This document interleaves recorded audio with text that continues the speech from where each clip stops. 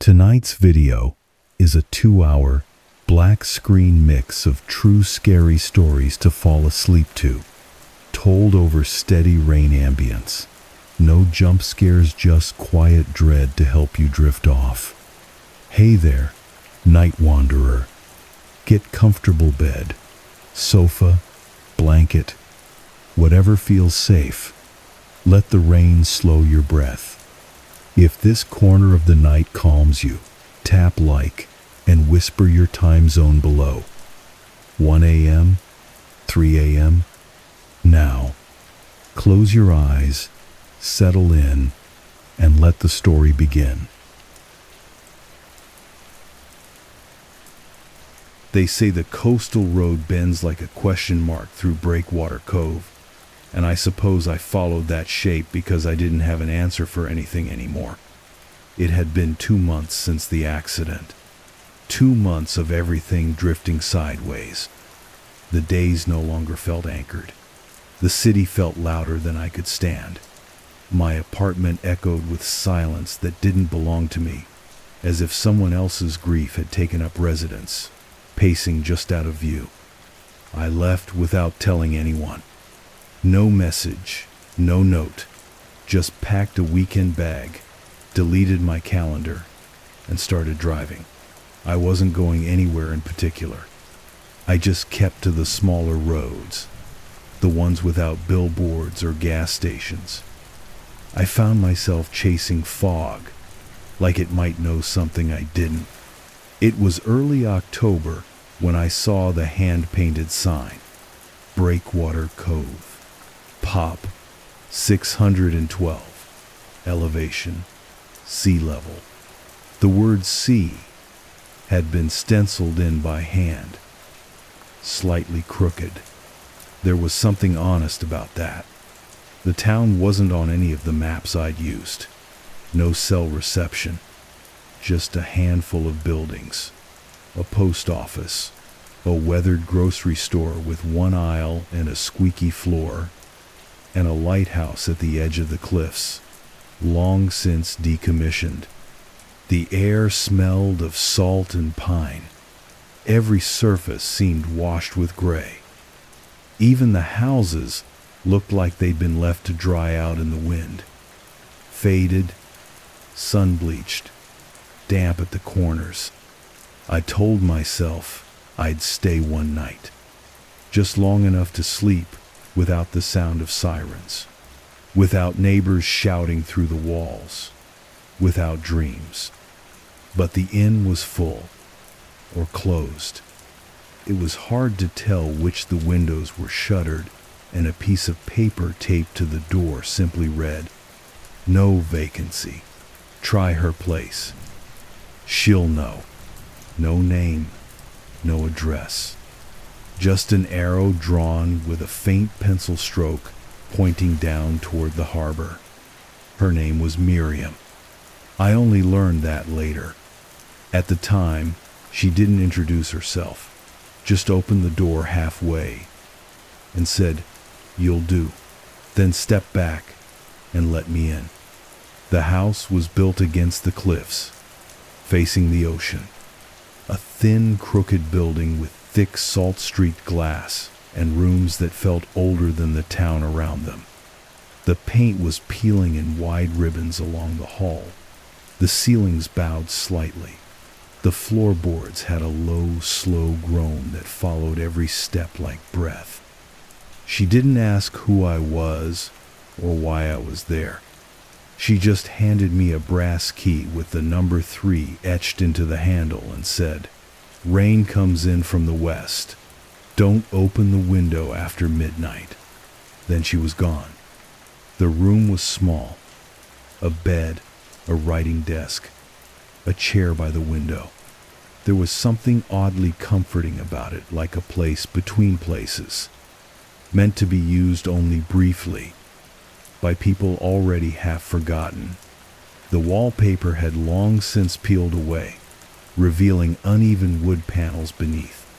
The window overlooked the ocean, which wasn't really visible through the fog, only suggested by the sound of waves folding into themselves and the way the air felt heavier than it should have been. That first night, I didn't sleep. I just lay in the bed, listening to the wind press against the glass. The house creaked, not randomly, not the way old houses usually do, but rhythmically, a pattern of tension and release, like the sound of something pacing, but distant. At one point, I thought I heard something upstairs, a dragging sound, then a soft thud, like a chair being pulled back from a table. I went to the hallway. There was no upstairs. Not anymore. Just a half door nailed shut where a staircase might have once been. I told myself it was the wind, that everything feels stranger in new places. That silence rearranges itself until it sounds like someone whispering just out of view. But something about the house stayed with me the next morning.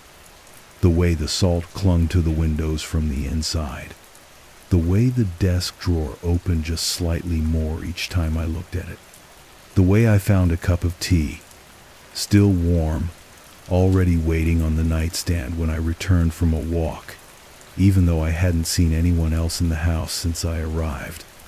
I asked Miriam if anyone else lived there.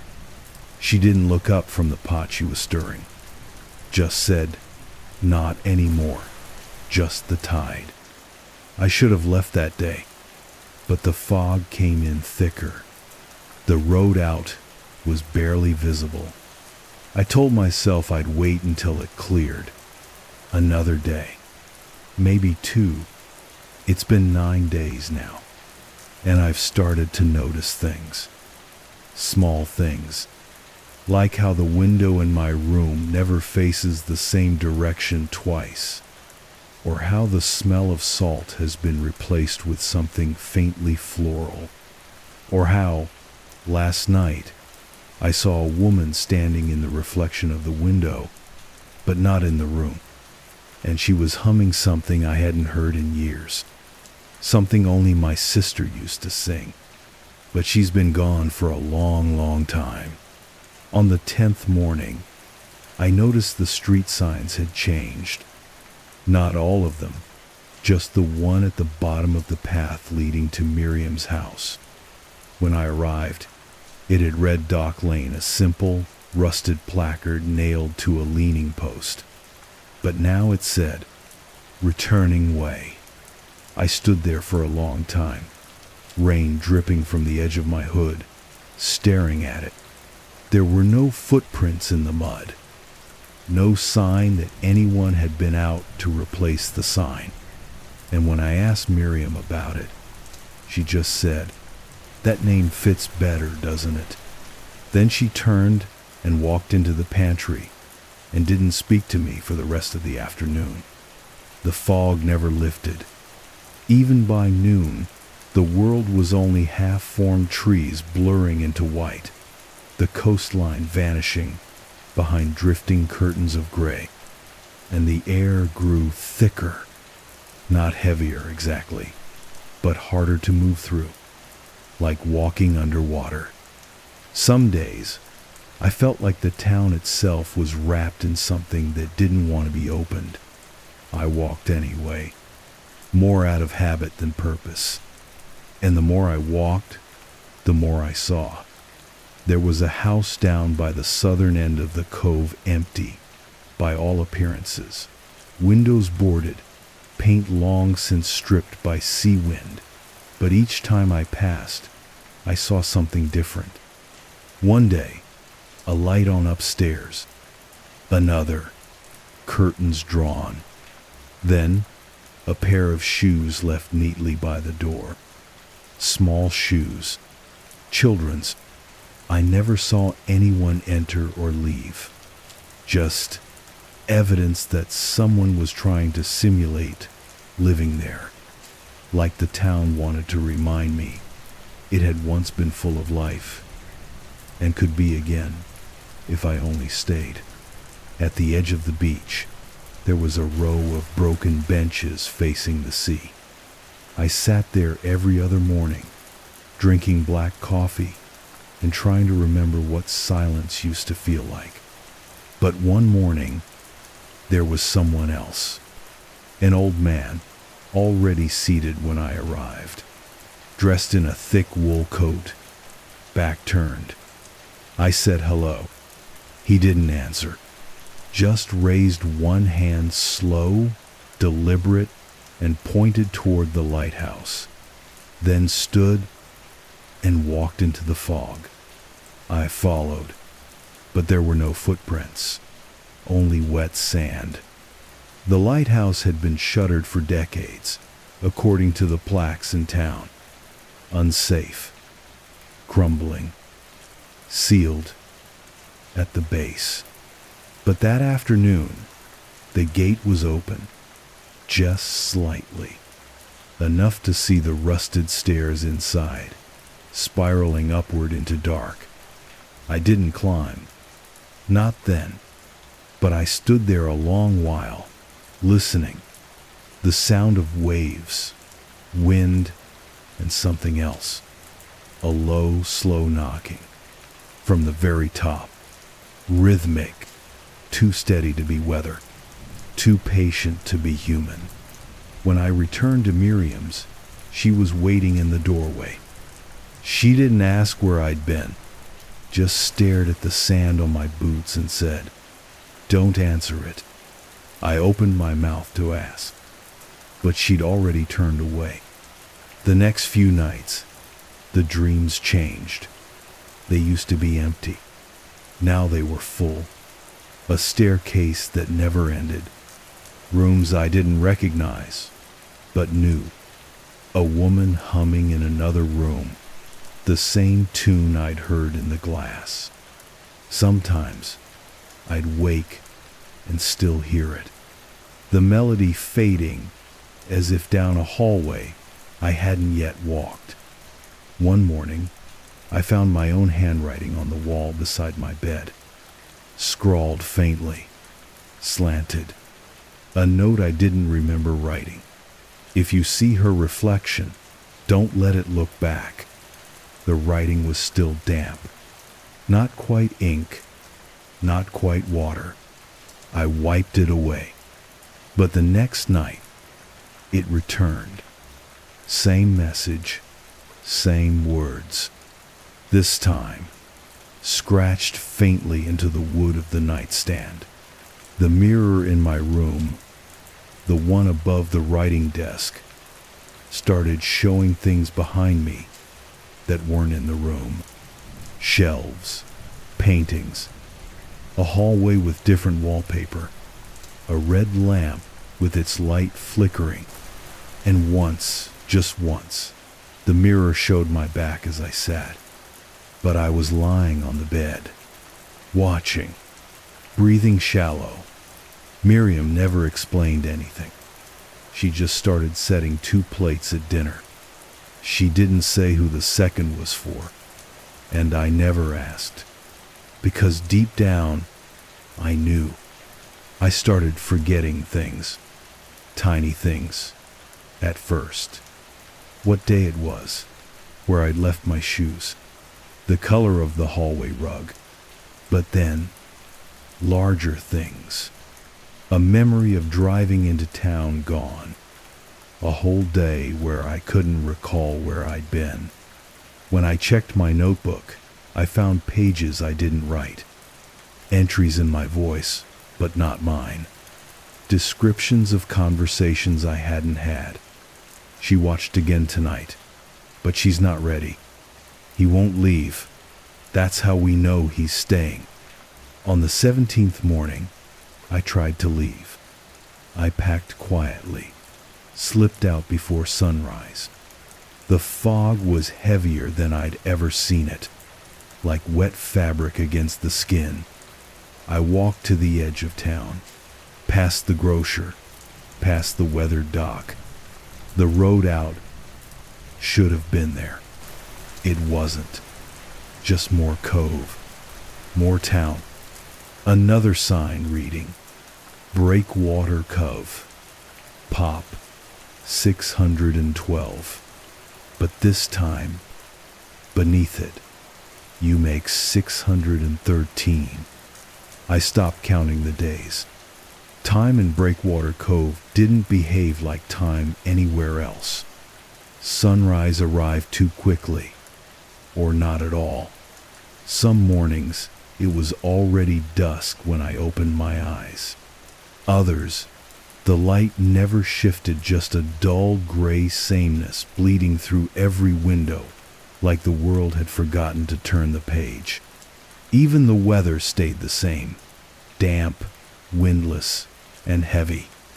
The rain never fell anymore.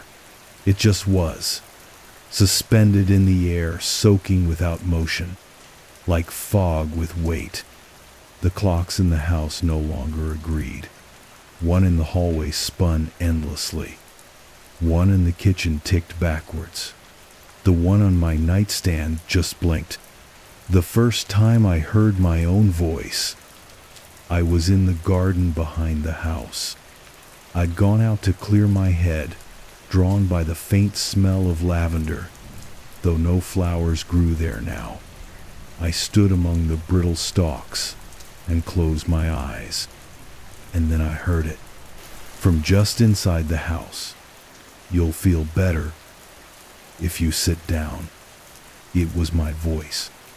Exactly. My inflection, my rhythm, the way I half swallowed certain vowels when tired. But I was outside, alone. When I stepped back through the door, the hallway was empty. Only a faint sound of humming remained, drifting down the stairs from Miriam's quarters. The same tune as always, the same one from the mirror. My memories began to shift. Small things, at first. I would recall an object, a book, a scarf, a photograph, and find it missing, or altered. A color changed, a face blurred.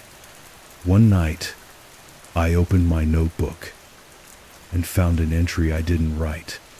She watched herself sleep again tonight. It's almost time. The next page was blank, except for my name, repeated over and over in a childish hand, then slowly warped into a different word. Same.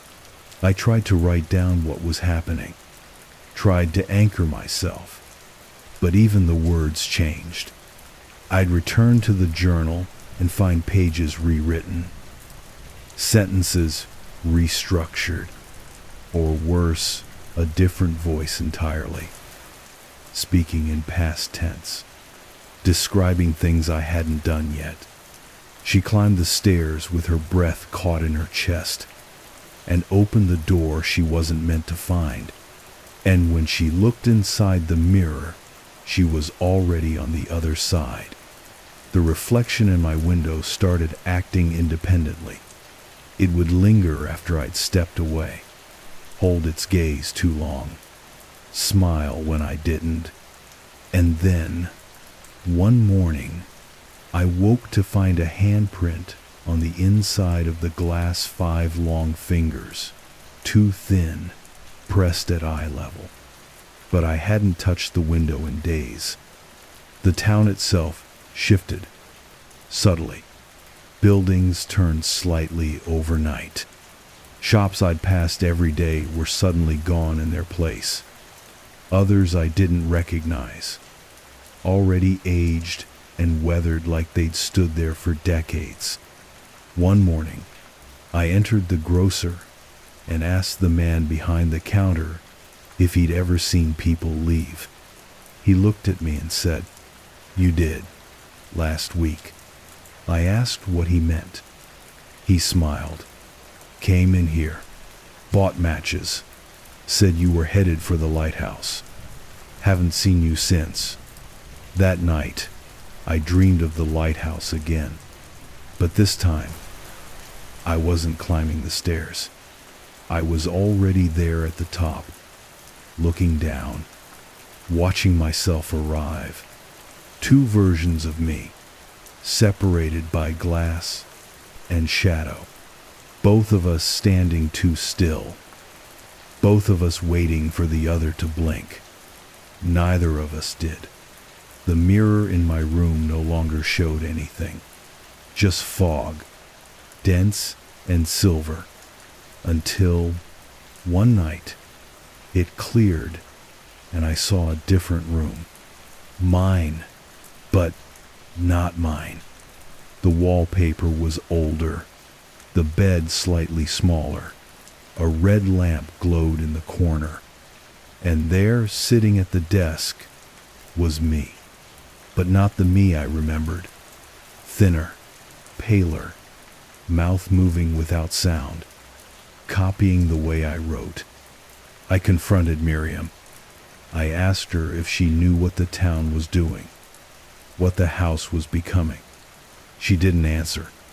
She simply turned and walked toward the mirror in the hallway, the tall one, the only one she ever looked into, and said, "It's not the house, dear.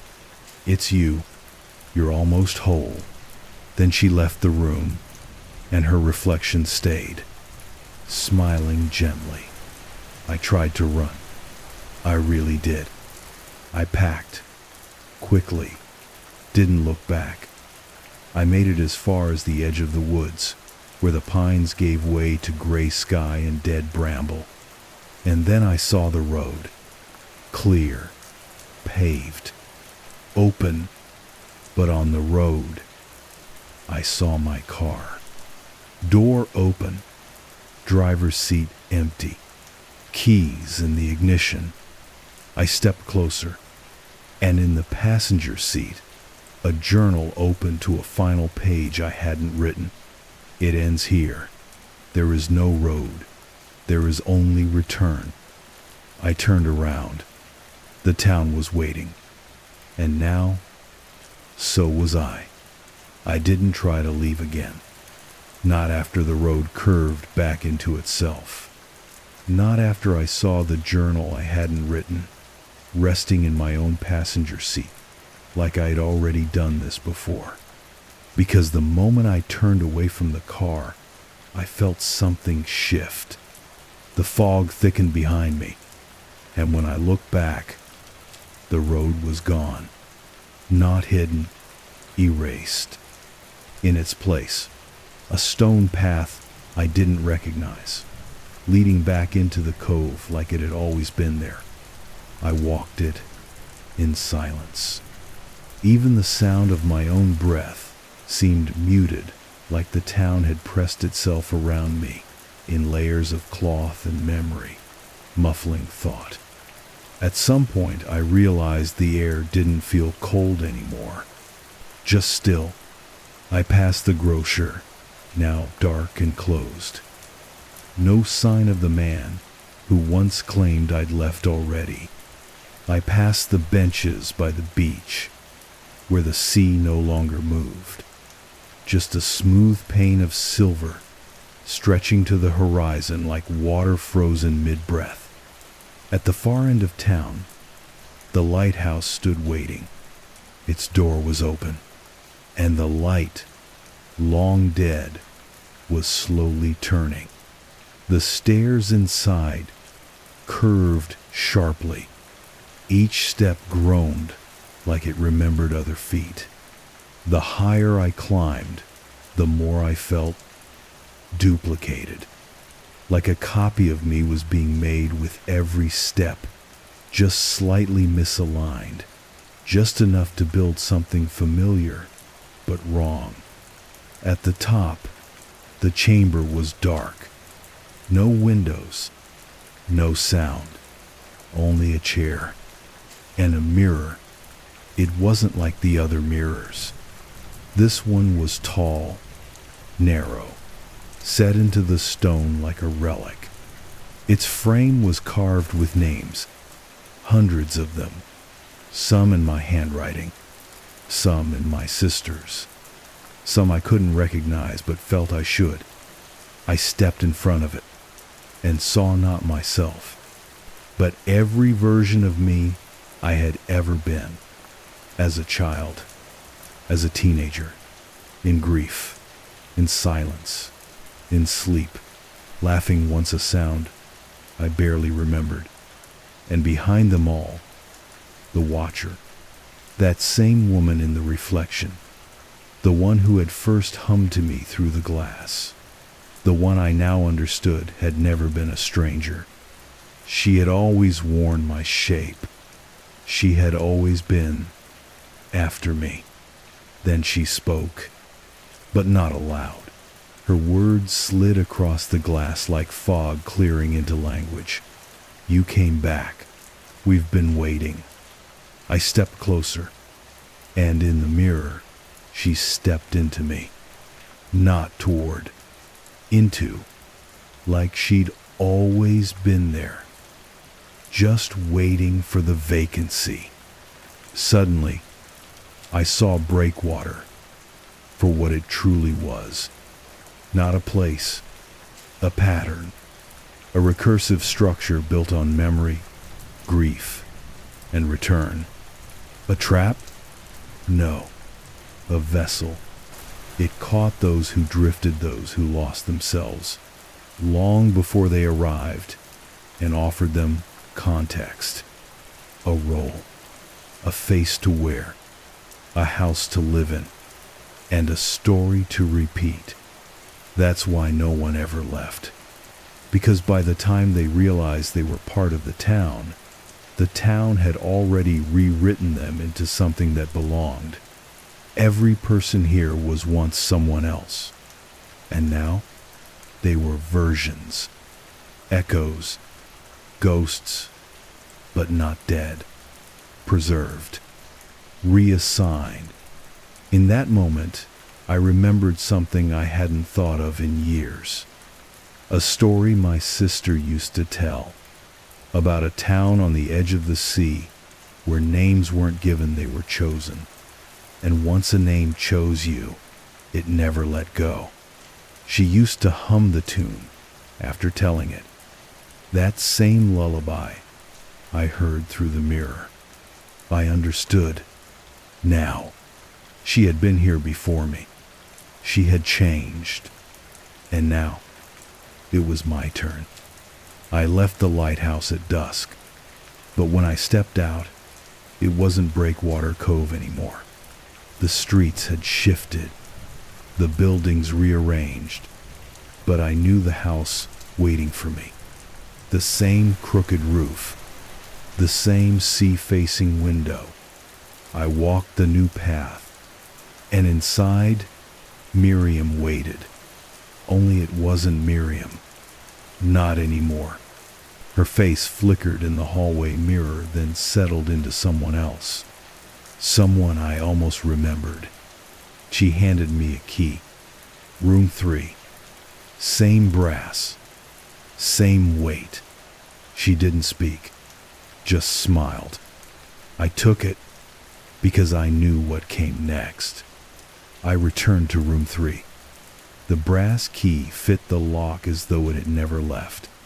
The door opened silently. No resistance, no creak. The room had already accepted me, but it wasn't the same room. Not quite. The wallpaper was smoother now, a darker green. The desk sat beneath the window instead of beside it. The bed looked untouched, except for a small dent in the center, as if someone had just risen from it. And there was no mirror, none on the wall, none above the desk. Even the bathroom cabinet reflected nothing but fogged glass. It didn't bother me. In fact, some quiet part of me felt relieved, as though seeing myself now would have meant admitting that I was no longer only myself. The next morning, Miriam, or whoever wore her face now, brought breakfast. She set the tray beside the bed and said, softly, "You should eat. You'll need your strength. Memory takes energy." I didn't ask what that meant, because I knew I wasn't going to lose my memories. I was going to absorb others, become part of the town's living archive. I would remember lives I'd never lived, homes I'd never stepped foot in, griefs that weren't mine, but would settle inside me like old dust. And in return, the weight I'd carried would be gently shelved, cataloged, filed, and stored inside the town's rhythm, like rain behind glass, like breath inside stone. Later that evening, I walked the streets again. They were quieter than before, as if the town had gone still to accommodate my final moments of indecision. The fog thinned just enough to let light spill through, not sun, not moon, just a soft luminescence that seemed to come from the buildings themselves. And in one window, I saw her, the reflection, still watching, but this time, not as a threat. She looked content, not smiling, just settled, as if her work was done. The bench at the end of the cove was dry. For the first time since I'd arrived, I sat without getting soaked. I listened to the waves, rhythmic and slow, and tried to remember the last time I'd felt this still. I couldn't, which meant the town was already working. It was already folding me in, replacing sharp edges with softened outlines. And I let it, not because I was weak, not because I was afraid, but because I was tired of remembering alone. In my final journal entry, the one I found already written weeks ago in the car, I saw my own handwriting across the bottom. You came here to rest. And rest isn't forgetting. It's just letting someone else hold it for a while. So I lay in the bed, window open. No sound except wind and tide. The mirror still gone. No need to look anymore. I already knew what I'd see. And now, if someone new arrives, if they knock on the inn and find no answer, if they follow a faint sign down to the shore, they might find me waiting at the door, wearing a face they think they recognize. And I'll hand them a key, room 3, and say only, don't open the window after midnight, because that's what the roll remembers. And the town always has space for one more. If you're still awake, a gentle tap on the like button helps us make more night stories. I arrived at the house 2 days after the funeral. There wasn't a service. My uncle had made it clear in his will. No ceremony, no obituary. Just a single key sent to my apartment with a note that read, "Take care of it if you can. The house prefers quiet." He hadn't spoken to me in years. Not out of malice. Just a drifting silence between branches of the family. I remember him as a gaunt man with sharp eyes, always whittling something bone, wood. I couldn't remember. He'd lived on the edge of the northern coast for most of my life, in a place the rest of the family referred to vaguely as the eaves. When I was younger, I thought that meant the part of the roof, but it turns out that's what he called the property, just the eaves. A single house, built crooked into a cliff above the sea. No nearby roads, no neighboring structures, just mist, bramble, and seabirds. I hadn't been there since I was a child, but when the key arrived, I was between things, between apartments, between relationships, between whatever I had thought I was supposed to be doing. The invitation felt undeserved, but also too perfectly timed. So I went. The first thing I noticed wasn't the wind. It was the smell. Salt, moss, rotted wood, and something else beneath it. Something still, like old earth, under a house that's never been fully lifted. The house sat at the end of a narrow gravel path, half overgrown and hidden beneath windswept trees. From a distance, it looked ordinary. Steep roof lines, stone foundation, shuttered windows.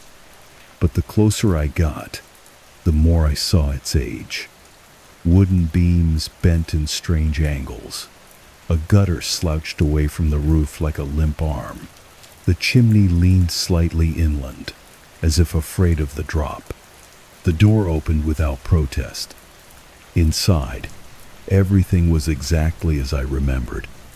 The entry smelled of camphor and burnt dust. A threadbare rug ran down the hall to a narrow sitting room lined with leaded glass. The furniture was sparse-old, upholstered, preserved but not lived in. Shelves lined the walls, filled with odd books and glass jars sealed in wax. The rain tapped softly against the windows. No electricity, just oil lamps and a stove I didn't trust yet. The house had kept itself in his absence. That's how it felt, like it had been watching the road, waiting. I took the upstairs bedroom, the one with the slanted ceiling that made you feel slightly smaller. That night, I unpacked nothing. I just lay in the quiet, listening to the rain trickle through the eaves and the sea howl somewhere far below. And for the first time in months, I felt something like sleep come for me gently. There were no mirrors in the house. I didn't notice that right away. Not until the second morning, when I looked for one to shave. No glass in the bathroom, none in the bedrooms. Only a small dark pane behind the pantry door. Not reflective, not useful, just black. I left it alone. The days passed slowly. I explored the house like a museum. Narrow staircases led to rooms I didn't remember. One seemed to tilt inward like a funnel, the floorboards bowing as if someone had paced a groove into them over decades. Another room, above the kitchen, had no windows at all, just bookshelves filled with handwritten logs labeled interiors. Not journals, not sketchbooks. Interiors. Each page held descriptions of places, rooms, halls, alcoves. Some I recognized: the parlor, the staircase, the cellar, but others I didn't. Descriptions of chambers that felt wrong, architecturally. A corridor wider at the far end than the near. A room with 7 corners. A stairwell that descends but reaches a higher floor. I read them at night by lamplight, as the rain built against the shingles and the wind curled under the eaves like breath beneath a door. I began to hear sounds at night. Faint, not creaks, not the settling groan of an old house. These were deliberate. A footfall on the landing. A drawer sliding shut. The slow hush of a chair's leg dragging across wood. Each time I checked, nothing was there. Only silence. And the feeling that I just missed something. One morning, I found a door I couldn't remember. Halfway down the main hall. Simple wood, brass handle, no keyhole. It was shut tight. I tried it. It didn't budge. But something about it felt familiar. Not in memory, in shape, like something from a dream, or an imitation. I told myself it was just the house settling around me, that I'd always known the door was there and forgotten. The mind plays tricks in silence. But then, on the fifth night, I woke up at 2:40, 1 a.m., exactly no alarm, no noise, and found a single page left on my nightstand. It was torn from one of the interior logs. The handwriting wasn't my uncle's. It was mine. A narrow stair descends beneath the house, turning once, then again. The air smells of sea and soot. The final door is not locked, but it wants to be. I hadn't written that, but I remembered writing it somewhere. I didn't write that page, but it was in my handwriting, not just the style, but the pressure, the hesitation in the slant, the way I always slightly loop my lowercase g. I stared at it for over an hour, not because I didn't believe it was mine, but because some part of me did, and that belief frightened me more than the page itself.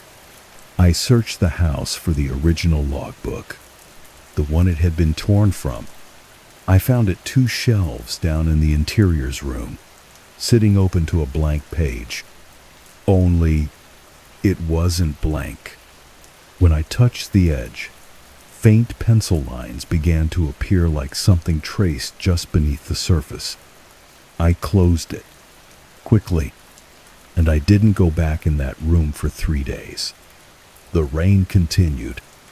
It never stormed, just a constant, steady mist that blurred the trees and made the sea below sound impossibly far away.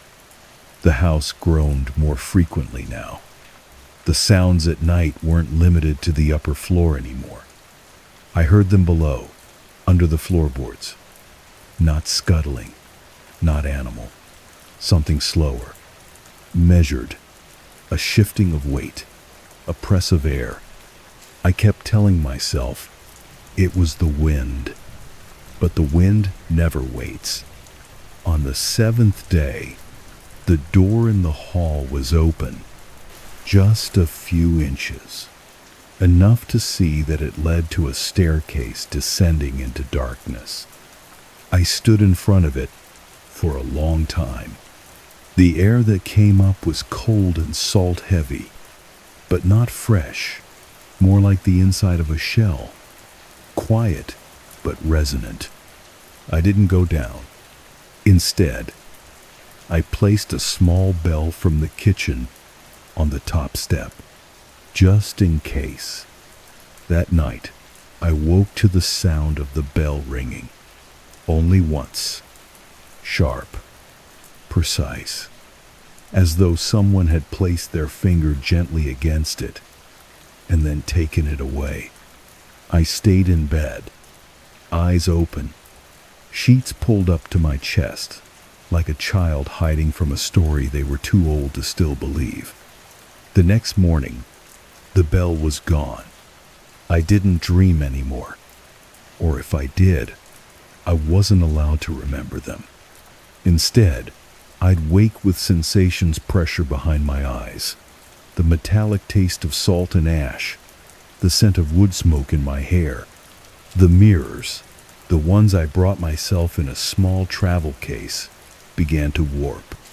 Not visibly, but the reflections felt delayed.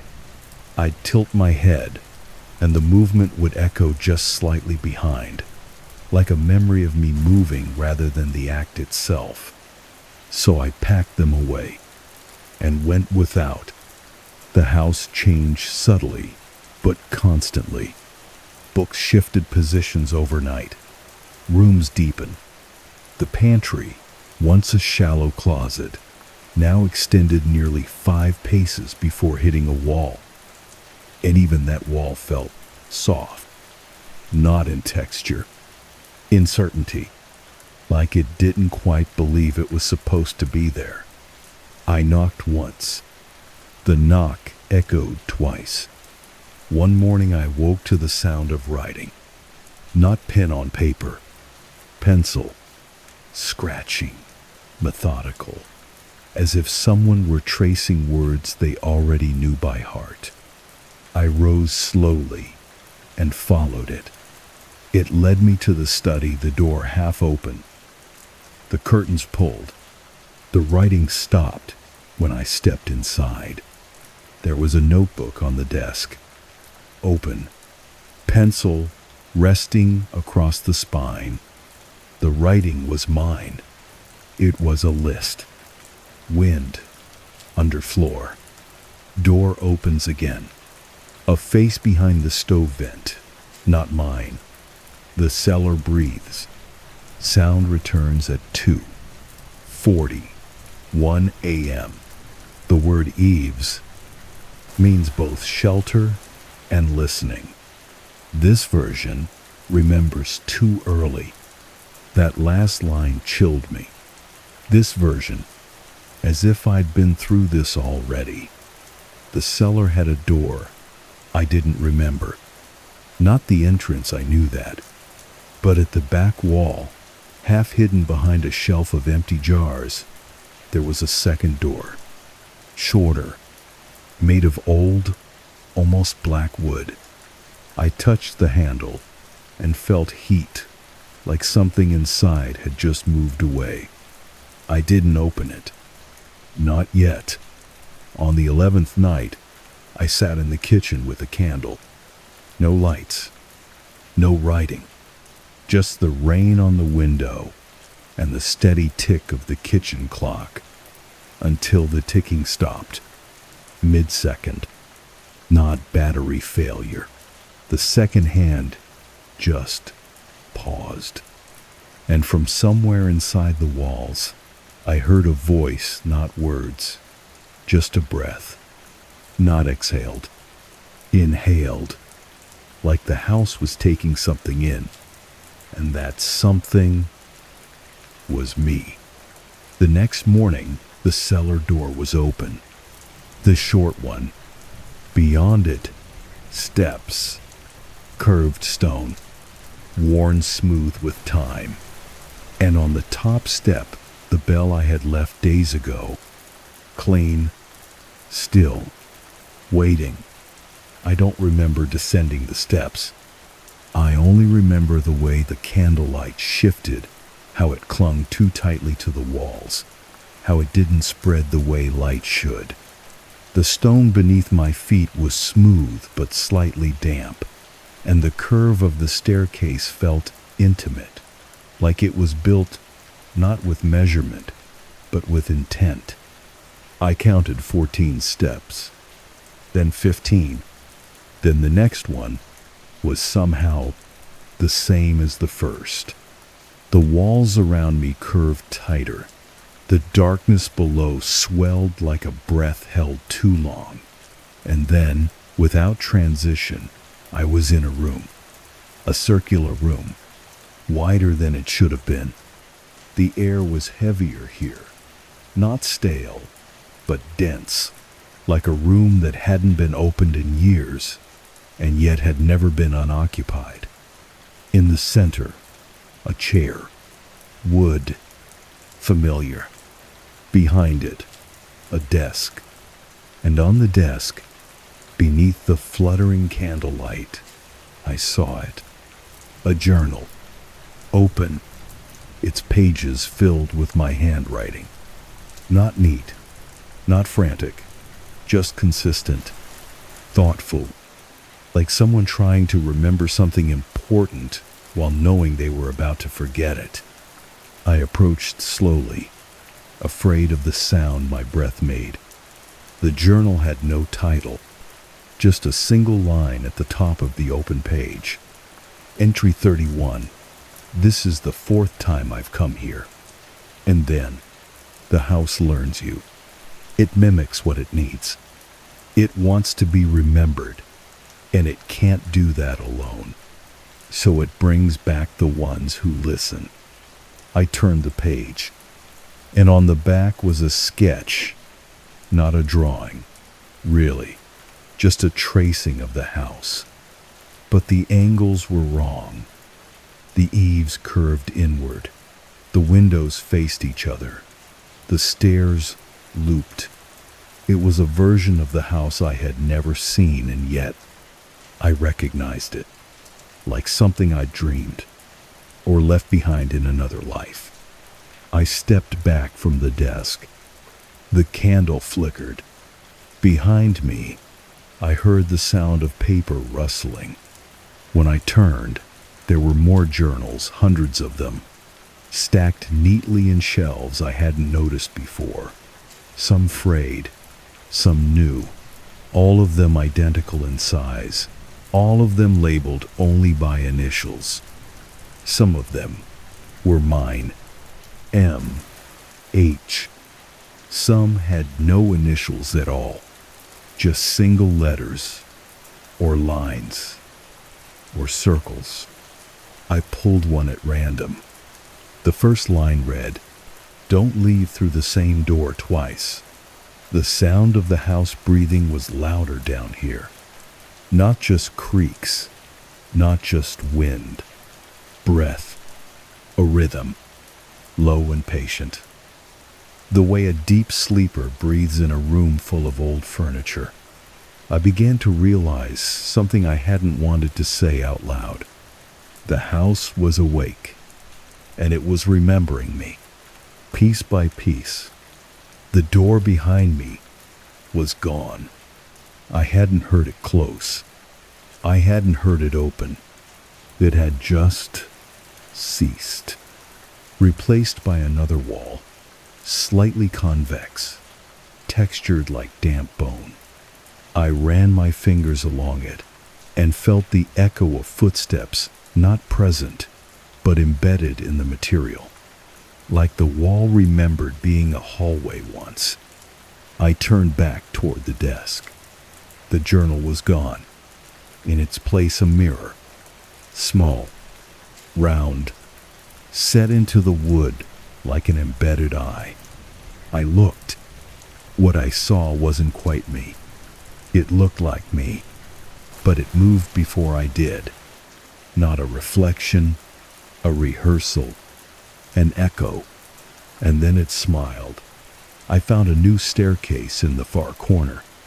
This one straight, narrow, leading upward. Each step groaned in a language I almost understood. Not words, not symbols, more like emotions compressed into vibration. At the top, a door, familiar. When I opened it, I stepped into the pantry, the upstairs pantry, where I'd first noticed the space growing longer. I turned around. No staircase, just the back wall, still, silent, as if it had always been there, as if the house had rearranged itself to place me where it needed me most. I left the pantry and walked the main hall. The door, the first strange one I'd noticed, halfway down, was now gone, vanished.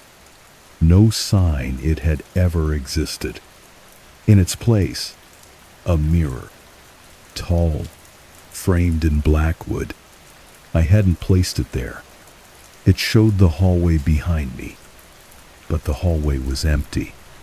No candle, no me, just shadows pooling along the edges of the rug like wet fabric. When I moved, the mirror didn't. Not until I blinked. Then it caught up, one frame behind, always just enough to make me wonder if it was remembering me or rehearsing. I stopped using the upstairs bedroom.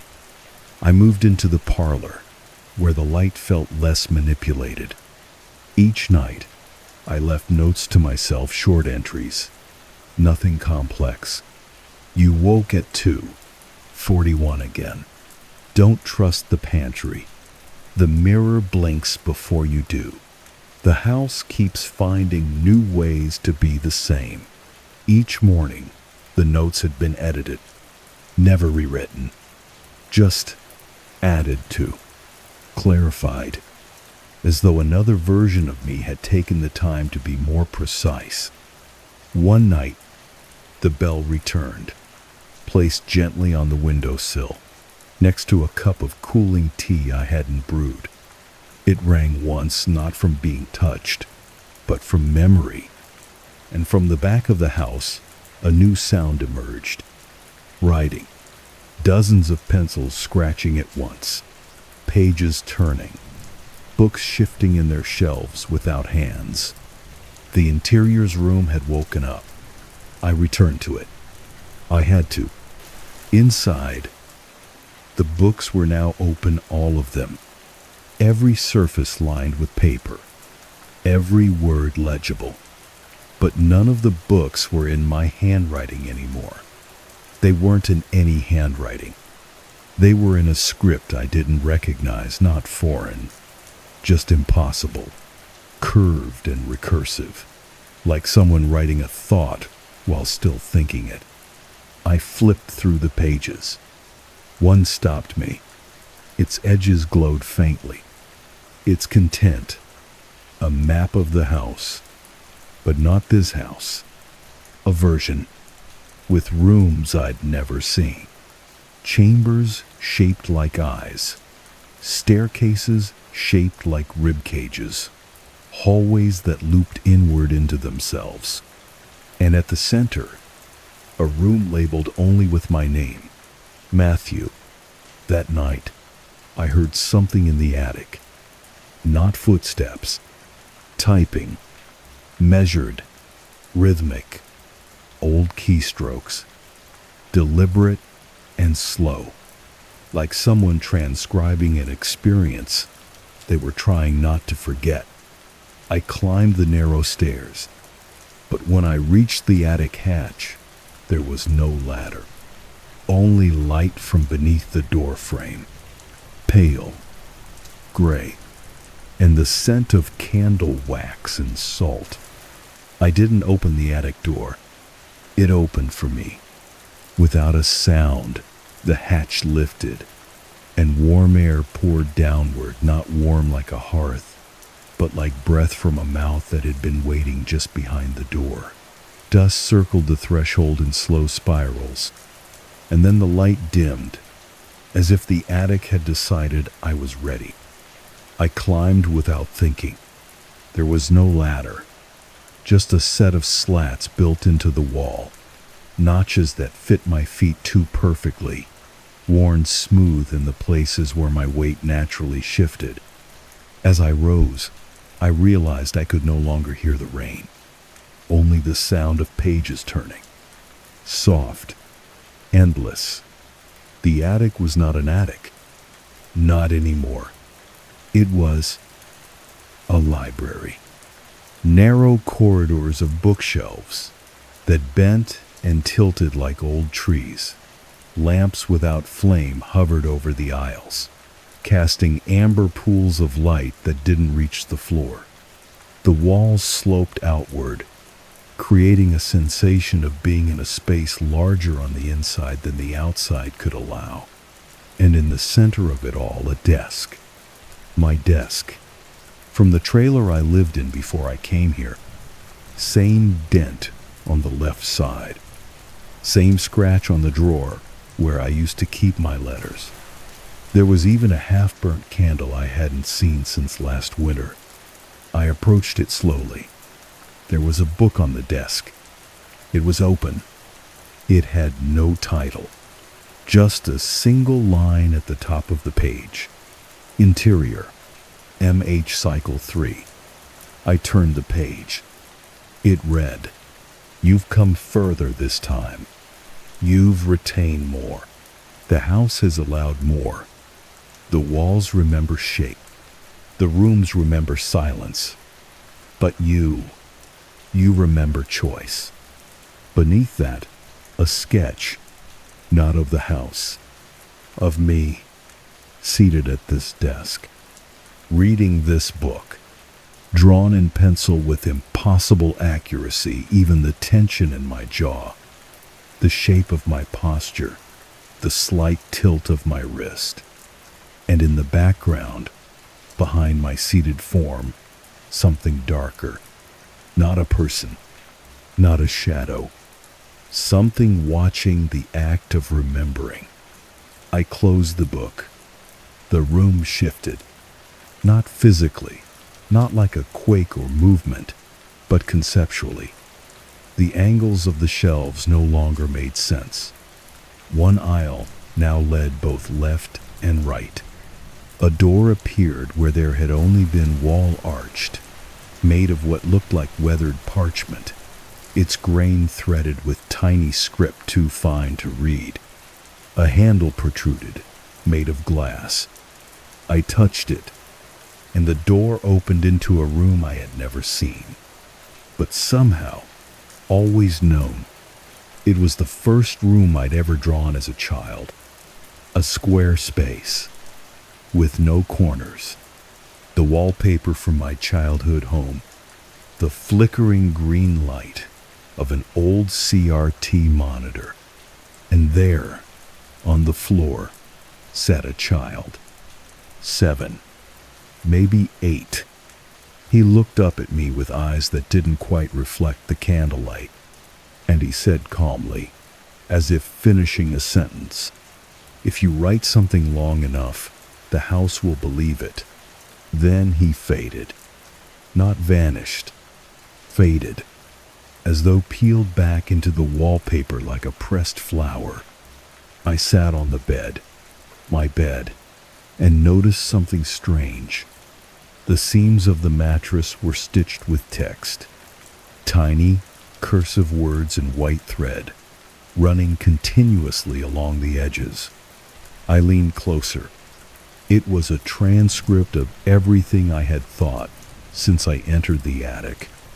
Not spoken thought. Even this sentence. Even now. I blinked. The thread paused, then resumed, and I understood.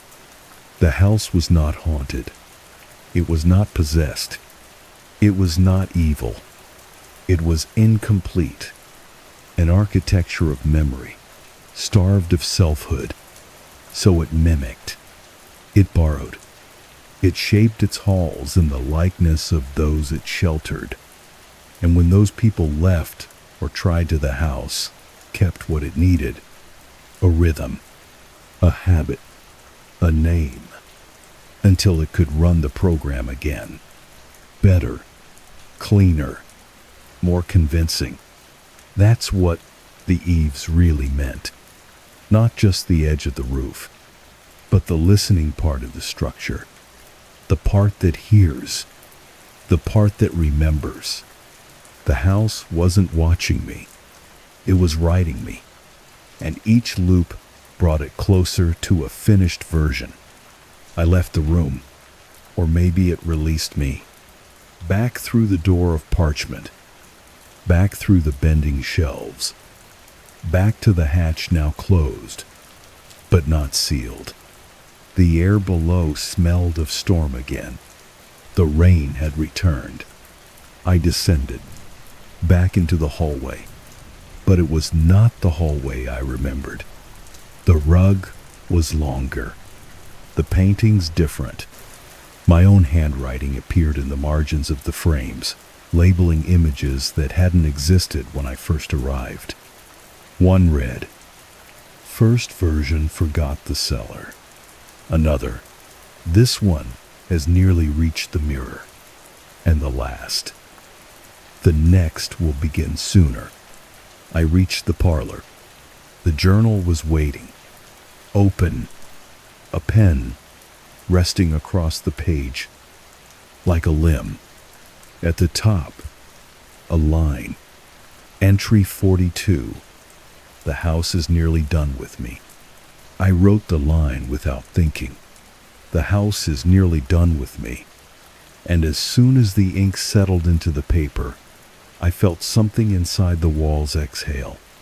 Not a sound. Not even a tremor. Just a quiet shift in the air, like a room that had been waiting finally let itself relax. Like I had performed the line exactly as written in a script I had never agreed to read. That night, the rain was louder than usual, but not outside. Inside.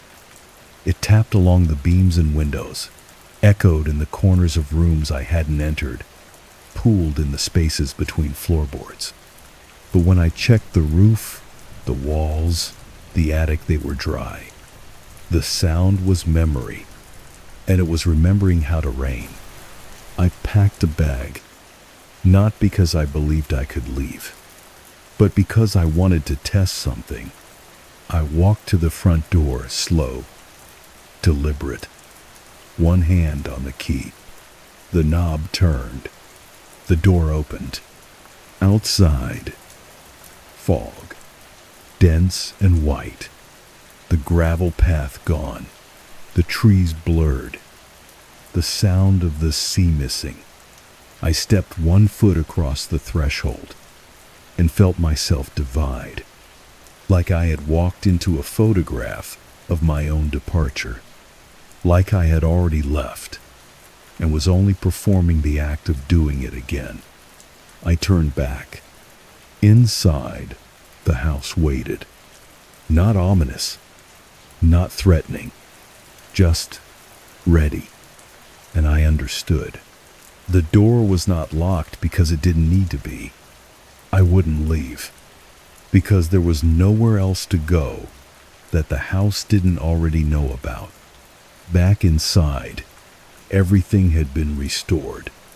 My coat hung by the door, my shoes placed neatly, the tea still steaming on the parlor table, my handwriting across a fresh page of the journal. This version accepts. This version will stay. This version has no more questions. I returned to the interiors room. The shelves were empty. Only one book remained. The spine bore my name. Inside, the complete record. My arrival, my forgetting, my ascent to the attic, my descent, my attempts to leave, my return, all of it written in clean, silent script, except for the final page. It was blank, and the house was waiting for me to finish it. So, I did. I wrote slowly, one line at a time, each sentence settling into the page like something long delayed. I don't know how long I wrote. Hours, maybe, or days. Time bends differently when you're writing the story the house expects. And when I reached the end, I felt the room settle. A breeze passed through from no window, no door. Just the quiet motion of conclusion. I returned to the attic. It welcomed me this time. No slats, no climb. Just a short walk up a shallow stair. Inside, the same desk, same lamp, same mirror. But this time, my reflection blinked with me. Not before, not after. Together. I sat. The mirror fogged slightly with breath. And then I realized it wasn't my breath. It was the house's. One final breath. Held. Waiting. I spoke aloud. I understand. And the fog cleared. The reflection nodded. And I saw the door behind me, now slowly close. Not to trap me, but to preserve me, as one preserves a photograph, a thought, a memory. And so, I remain here, not in body, exactly, not in mind, but in the architecture of the house, a part of its rhythm, a remembered version, quiet, still, complete. Sometimes I think I hear footsteps on the path, new ones, someone arriving with a key, someone walking the halls, and wondering why everything seems familiar. I wish I could tell them, the house doesn't haunt you, it hosts you, it becomes you, and in time, you become it. If you ever find yourself alone in a place that seems to know your name before you give it, listen for the rain in the walls. Open the journal, finish the page, and know this: you were never alone in the house. You were always just the latest memory it was trying to remember correctly. If you're still awake, a gentle tap on the like button helps us make more night stories. I didn't mean to stay in the house. Not for this long anyway. It was supposed to be a short visit, just a few days, to sort through the remains, finalize the deed, and get it listed for sale. An inherited property in the woods. Nothing special. Just another box checked after a family member dies and leaves behind a key with your name on it. But something about this place slows time. And now it's been 17 days. The house sits at the end of Winter Hollow Road, a winding gravel path past the edge of the map, where even the GPS gives up and the trees lean in like they're trying to listen. It belonged to my Aunt Eleanor. We weren't close. She lived out here alone for most of my life. Never visited, never wrote. But she sent birthday cards every year. Always the same. Pressed flower petals inside, sealed with red wax, and signed, "Remember where you come from." I never knew what that meant. The house is old. Not the kind of charming old you see in magazines. The tired kind. Weather-worn porch, faded green siding, windows that sigh in their frames. But it stands, stubborn and silent. There's something strange about the way it's built. The second floor has no staircase. There's no attic, no visible crawl space. Just a locked door in the upstairs hallway, flush with the wall. No knob, no hinges, just there, waiting. It started raining the night I arrived. Soft at first, then steady. The kind of rain that soaks the world in silence. It hasn't stopped since. The nearest neighbor is 5 miles down the road. No cell service. No town within 20. Which I thought would be good. I came out here to grieve. To be alone. It's been 6 months since the divorce. 8 since Mom passed. I thought the solitude would help. Instead, I feel more watched here than I ever did in the city. There are no mirrors in the house. None. Not in the bathroom, not in the bedroom, not even above the fireplace where you'd expect one to hang. I didn't notice at first, but once I did, it felt deliberate, like she didn't want to see something, or didn't want something seeing her. The house smells like dried cedar and something older, not mildew, not rot, just age, baked into the bones of the walls. There are old photographs on every surface, black and white portraits, faces stiff with silence, each one labeled on the back in a tight, elegant hand. They remember. I've stopped turning them over. The rain has a rhythm. I hear it most clearly at night. When I lie on the cot in the study with the lights off and the window open an inch, it's not random. There's a pattern to the drumming, like fingers tapping a message in code. It lulls me to sleep most nights. But when I wake, the shadows in the corners seem to have shifted, just slightly, and the door with no handle looks a little more defined in the dark. Aunt Eleanor's journals are kept in the locked roll-top desk. The key was taped beneath the drawer. She wrote daily. Stacks of lined paper, neatly dated. Her handwriting is meticulous, almost obsessive. The early entries are ordinary gardening notes, weather, recipes. But after a few months, the tone shifts. One entry from February 1998 simply reads, "It's learning my steps. The creaks in the floor are different each night." Another, "I removed the last mirror. It was too fast this time." And then, "If you hear the music box, do not answer. It means it's already inside." I haven't found a music box yet. The nights are the worst. It's not that I see anything. It's that I don't. But I feel it, like something is waiting just on the other side of the dark. Not malevolent, not even curious, just present and patient. It doesn't need to rush. It's always been here. On the fourth night, I woke up standing in the upstairs hallway. I don't remember how I got there. I was barefoot, drenched in sweat, and staring directly at the locked door.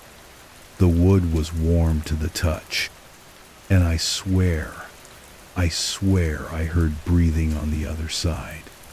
Slow, deep, matching mine. I've stopped trying to leave. It's not that I'm trapped. The car works. The road is clear. I could drive away any time. But when I put the key in the ignition yesterday, the engine didn't even turn over. No sound. No failure. Just silence. As if the car was never meant to start. And when I looked in the rearview mirror, just for a moment there was no reflection. Not of me. Not of anything. Just the back seat. Empty. I think the house is remembering me. Piece by piece. It doesn't want to scare me. It wants to hold me. And the longer I stay, the more I forget why I ever wanted to leave. Tomorrow, I'll try to open the door.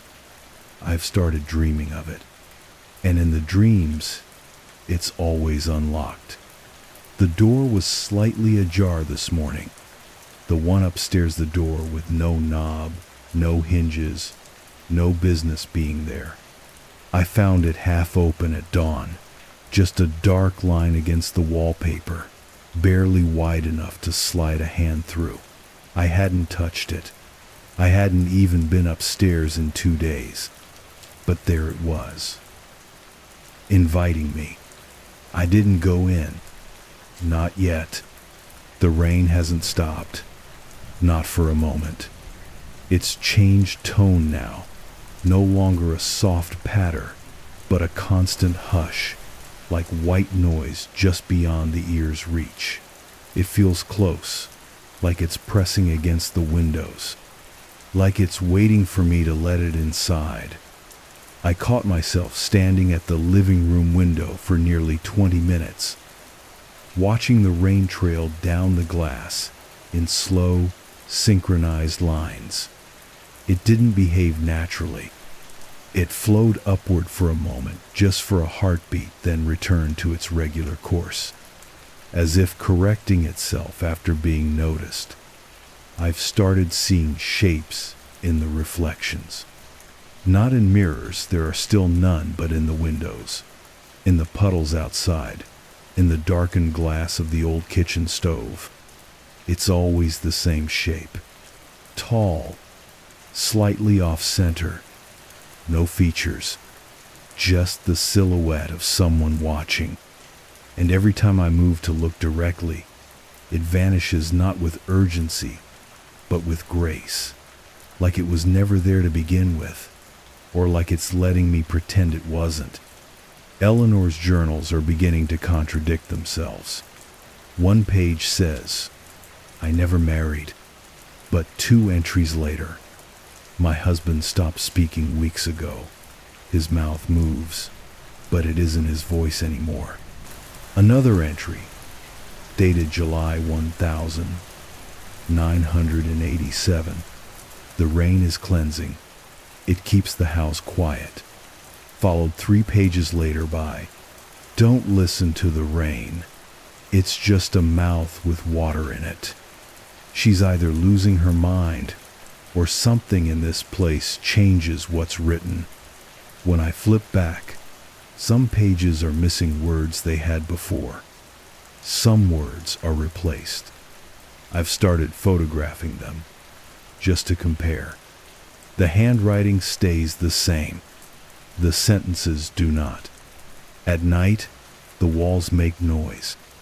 It's not settling wood. It's not rodents. It's speech. Muted, garbled, like someone is speaking through layers of wet cloth.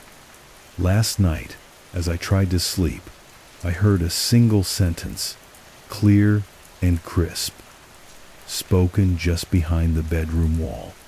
You're almost shaped now.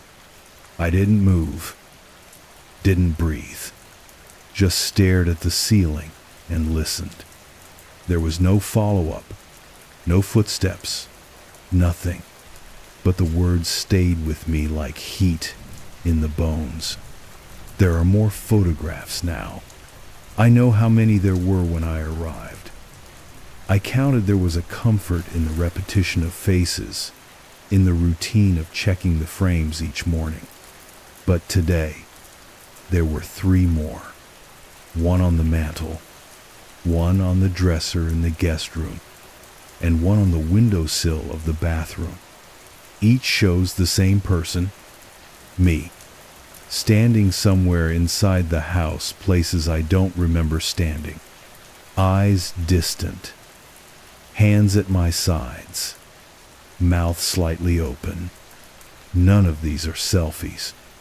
None were taken with my camera, and none of them existed yesterday. I tried to call someone, anyone, walked through the rain to the edge of the property, where the signal sometimes flickers in and out, held my phone up, searching for bars, and for a moment, just long enough to hurt, one bar appeared. I dialed my sister. The line picked up immediately, but the voice that answered wasn't hers. It was mine. I told you not to leave the house. Then it hung up. When I looked again, the signal was gone. I dropped the phone in the mud. I haven't gone back for it. The locked door opened wider on the 8th night. Still no handle. Still no visible mechanism. Just wider. Inside, total darkness. Not blackness, absence. A void with texture, if that makes sense. I stood in the hallway for a long time, trying to see past the threshold. I whispered, just to test it. Hello? No echo. But a moment later, a whisper came back. Not an imitation, not quite, but a translation. Here, I'm losing time. Hours vanish like smoke. I wake up standing in different rooms. Yesterday, I woke in the cellar, knees soaked, hands muddy, mouth full of leaves. No memory of how I got there. The cellar is deeper than I remember. The steps keep going. Today, I only descended 10. Yesterday, there were 12. I wrote it down. Tomorrow, I'll count again. There's a new smell in the house. Not decay, not mold. It's faint, familiar, like warm bread or firewood smoke or your childhood bedroom. A smell designed to keep you here, to make you feel safe, to make you forget. And it's working. Last night, I heard music.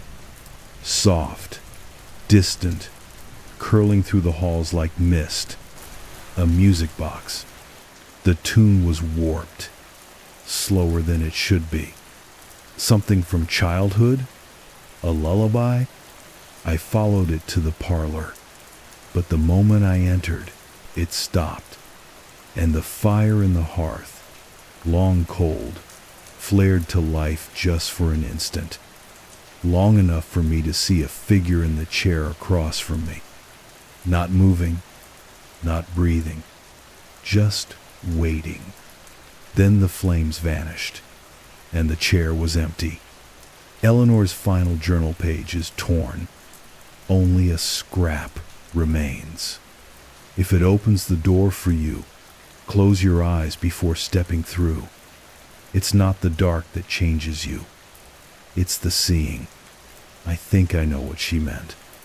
I think the door is nearly ready. And I think, so am I. Last night, I stepped through the door. Not all the way. Just 1 foot past the threshold. Just enough. It wasn't a room behind it, not in any traditional sense.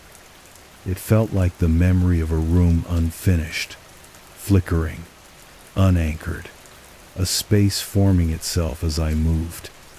The walls were soft, not in the way of fabric, but soft like fog, dense and almost warm, responding to my presence. When I reached out, they pushed back gently, pulsing like something with a heartbeat, and the floor beneath my foot breathed. I didn't stay long, not because I was afraid, though I was, but because I felt a pull. Something inside wanted me to stay, not forcefully, persuasively, like nostalgia. Like hearing your mother hum a tune from another room and wanting to follow it, even if you know she's gone. Since then, the house has changed its rhythm. The rain outside has grown gentler, softer, but it never stops. Now it comes with a new sound beneath it, ticking, not from any clock I can find, more like a metronome hidden within the walls, keeping time, measuring my movements, or counting down. I don't sleep the way I used to. I dream while awake now. Moments slip into themselves. I'll blink in the kitchen and reopen my eyes in the hallway. I try to keep track, but the house, it wants me to lose the thread. I find myself reciting Eleanor's entries aloud without realizing. I woke up yesterday, whispering, "We are the shape it needs. We are the silence it feeds." I never read that line in her journals. I don't think she wrote it. I think it did. Through me, the photographs multiply. I stopped counting at 50. Now they appear in pairs, 2 of me, in the same position, one with eyes open, one with eyes closed. A new set every day, pinned to new surfaces, hung with invisible care. I tried burning one. It didn't catch, just blackened slightly, then turned to dust without heat. When I blinked, the original had returned to its place. And the other me, the one with her eyes closed, had her mouth open now. The music box plays more often, always from another room, always faint. I've started humming along. I don't know the tune, but I hum anyway. My throat knows what it doesn't remember. I've stopped questioning where the sound is coming from. Now I wonder where it's leading. There's a figure in the house with me now, not seen, but known. Its presence is thick, like humidity, like perfume, like breath on the back of your neck while you're alone. It doesn't speak in words. It doesn't need to. I feel it in my choices. The way my hand hovers over a page too long. The way my steps hesitate at the top of the stairs. I feel it inside my thoughts now. Not possessing. Co-authoring. Last night, I tried to write a letter. To anyone. To myself. I meant to say, "This house is not what it seems. Do not trust it." But when I looked down, the page read, "You've always lived here. Welcome home." In my handwriting. Smooth. Effortless. I'm beginning to remember things that never happened. A birthday party in this house cake. Candles. Laughter that sounds like mine. A hand on my shoulder when I was 10 Eleanor's. Gentle, guiding me toward the locked door, as if showing me my room. I know these things are false, but they feel truer than my real memories. The divorce, my job, the apartment I left behind. They're losing color, becoming suggestions. The basement stairs go deeper now. I counted 17 steps today. They spiral now. Wood becomes stone after the 9th step. And there's a glow at the bottom, not light. More like reflection. Like the underside of water when you're below it, looking up.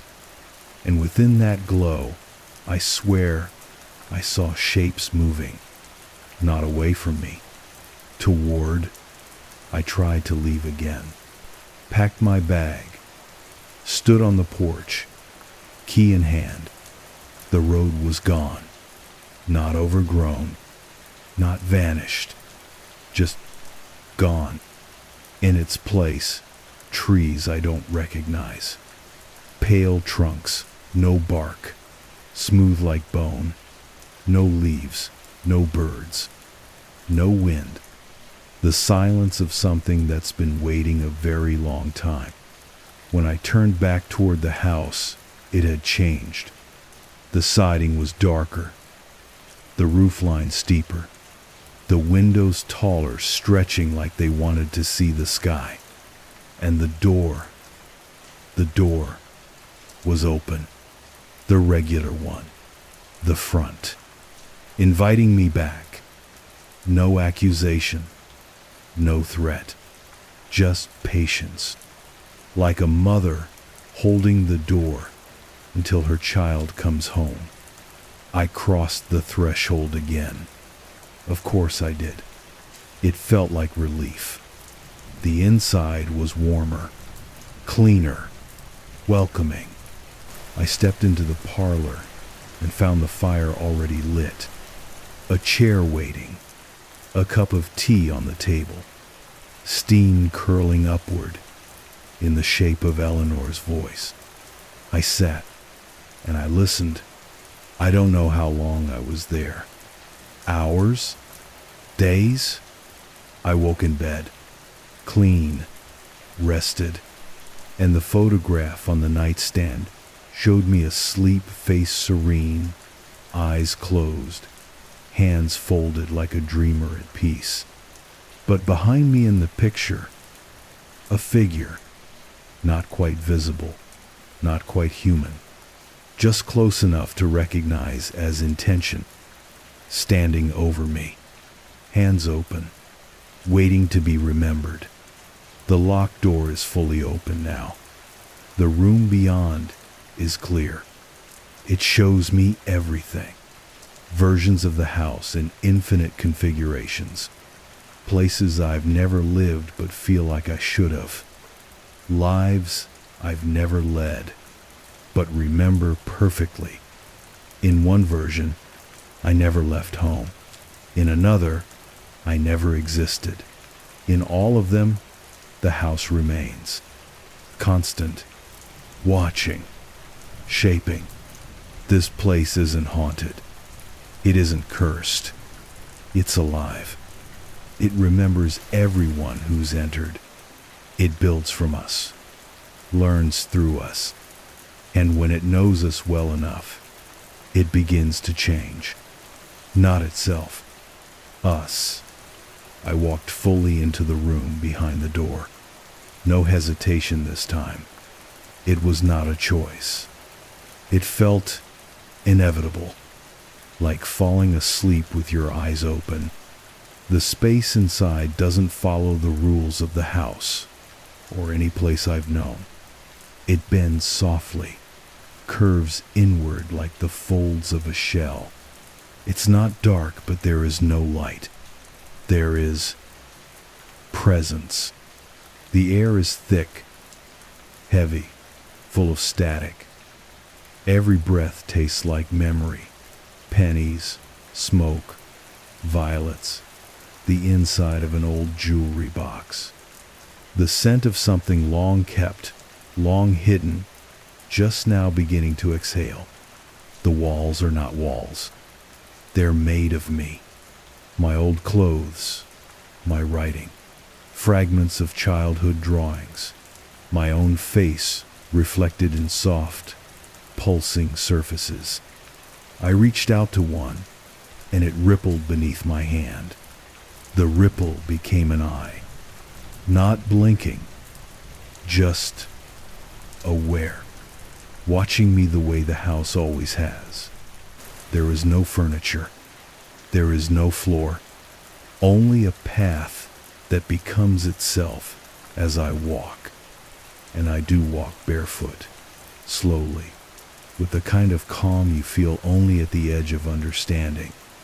The space folds around me like a cloak, and the deeper I go, the more I see. Faces in the seams of the walls. Hundreds, thousands, all still, all serene, most familiar, a few my own. One turns to me and smiles. It doesn't have a mouth, but I feel the smile behind the face, like a ripple in my own spine. It says, without speaking, "You remember us. That's how we live." The house is a mouth, not one that eats, one that speaks. Its language is people. Its voice is memory. And every person who's ever entered has taught it new syllables, new tones, a new way to shape the world around it. We don't feed it. We complete it. I began to see Eleanor clearly now, not just in memory. She stepped out from the wall itself, a figure made of time and dust and flickering fabric. Her eyes were soft, her posture tired. She looked at me like someone meeting a mirror that's finally learned how to see. And then, in her voice but softer, deeper, I heard, "I waited until I was whole. Then I welcomed the shape." I thought I asked her what it meant, but the question didn't make it past my lips. It folded backward, turned to vapor, and hung in the air like incense. Eleanor smiled and vanished. The path led me to the core, a space shaped like a room, but alive, pulsing softly, quietly. Inside it, a chair, not ornate, just waiting. And in that chair sat me, older, weathered, peaceful. She looked up, nodded once. "I was waiting for you."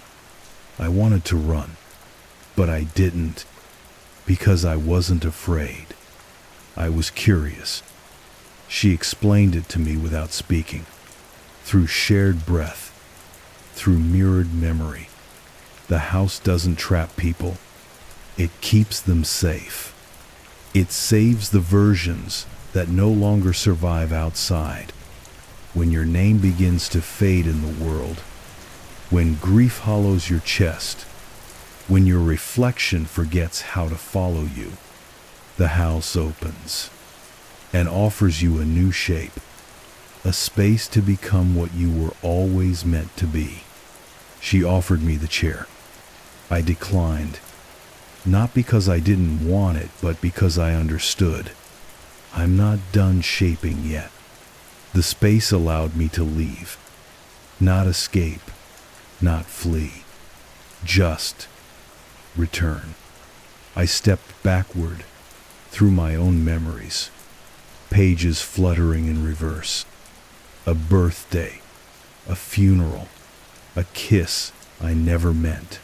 The last moment I felt truly real. And when I opened my eyes again, I was in the study. The fire was out. The rain had stopped. And everything was quiet. No ticking. No music box. Just a stillness that felt like applause held in after a performance. The door was gone. Not closed. Gone. Only smooth wall now. But I remembered. I packed that day. Not because I was scared. Not anymore. Because I knew what the house had shown me. I was not finished. I stepped outside. The trees were ordinary again. The road reappeared, as if it had always been there, and I had simply forgotten where to look. My car started without complaint. I drove away. No drama. No parting breath. The rearview mirror showed me my reflection. Clear. Aligned. But I didn't look at it long. 3 days later, I'm back in the city. My old life fits differently now. Like a shirt I used to love that now hugs the wrong parts of me. I move slower. I sleep deeper. And sometimes, when I wake in the middle of the night, I swear, I hear a music box playing somewhere just beyond the walls. I still carry one of the photographs, the last one that appeared. It shows me standing in the front doorway of the house, 1 foot inside, 1 outside, eyes closed, mouth open, listening. It's been 3 months since I left the house. Sometimes I wonder if I ever really did. The city is the same. On the surface, anyway. Same sidewalks. Same sounds. Same familiar faces rushing past without seeing me. But I feel like a shadow wearing clothes that used to belong to someone else. Everything fits, but nothing feels mine. I've started dreaming of the house again. Not just at night. It drifts into the quiet moments when I'm brushing my teeth, waiting for a bus, stirring a pot of soup. The image comes sharp and sudden, like a memory from someone else's childhood. The door, open, the rain falling sideways, the soft hum beneath the floorboards, and the chair, always empty, always waiting. I don't talk to people much anymore. When I do, I catch a pause, a flicker in their eyes, like they're seeing something familiar in me, like they almost remember who I used to be, but can't quite place it, as if I've become someone they once knew only in passing. And maybe that's true. I visited my sister last weekend. She said I look healthier, that my voice is softer now, calmer, measured. She told me I seem more like myself than ever. And I smiled, because I think she meant it, even if she wasn't entirely sure who she was saying it to. I haven't seen my reflection in weeks. It shows up in the mirror. Of course, no tricks there. But it doesn't feel like me anymore. The movements are too smooth. The blinking too rhythmic. When I smile, it holds the expression just a little too long, as if practicing. Sometimes I speak to it, softly, like we're getting to know each other again. I don't know what it wants, but I know it's listening. I kept one of Eleanor's journals, not one I remember taking. It was inside my bag when I unpacked. Blank pages, mostly. But sometimes, when I open it, words appear. Faint, written in a script I can't place, curving upward like smoke. They fade by morning, but the message stays. This morning, I read, "The shape remembers you, and you remember the shape." I think the house is still with me, not physically, but through me. A pattern, unfolding slowly in breath and memory. A frequency I carry now humming just under my skin, waiting to be heard again. Sometimes I think that's why it let me leave. Not as an end, but as a beginning. I live in an apartment now. Small, quiet. One window, no mirrors. I've started collecting photographs. Not of friends, not of places, just still frames, moments, things that feel like pieces of a bigger shape I can almost recall. I hang them carefully, one each day, just like the house did. And when I sleep, I dream from their point of view, watching me sleep. It's raining tonight, soft, steady, the way it did on that first night. I opened the window and just listened. The rain wasn't random. It never was. It tapped out a rhythm, slow, familiar, and then I heard it. The soft chime of the music box, playing somewhere below the floorboards. I didn't move. I just sat there, eyes closed, and smiled, because I remembered the tune, and this time, it remembered me back. If sleep finds you, let this rain keep playing, or drift to our next tale on screen.